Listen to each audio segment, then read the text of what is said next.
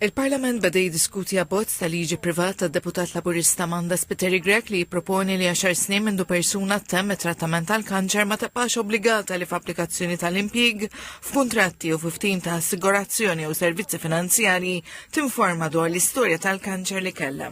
Fl-intervent tagħha fil-Parlament Amanda Spiteri Grek qalet li bl-istess mod wara 10 snin din l-informazzjoni ma tistax tintalab jew tintuża minn min jimpjega jew jipprovdi servizzi finanzjarji.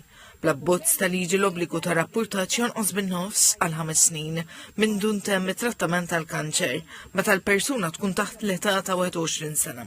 Hija qalet li dan l-abbozz jagħmel ġustizzja jtemm mid-tbatija burokratika u jagħti lura d-dinjità lil dawk li jagħmlu l-akbar rebħa f'ħajjithom.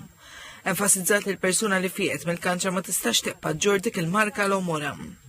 Ix-Shadow Minister għas-Saħħa Stephen Spiteri qal li meta wieħed jikkunsidra l-iżviluppi kontinwi fil-kura l-kanċer huwa pożittiv li abbozz jipproponi la darba jgħaddi bħala liġi jkun jista' ikun emendat. Qal li dan l-abbozz jagħmel ħafna sens anke meta tqis is-suċċessi li qed ikollu l-pajjiż fl-onkoloġija. Il-Ministru għas-Saħħa Ġew Belast qal li dan l-abbozz ta' liġi huwa avvanz storiku fil-fibra tas-soċjetà.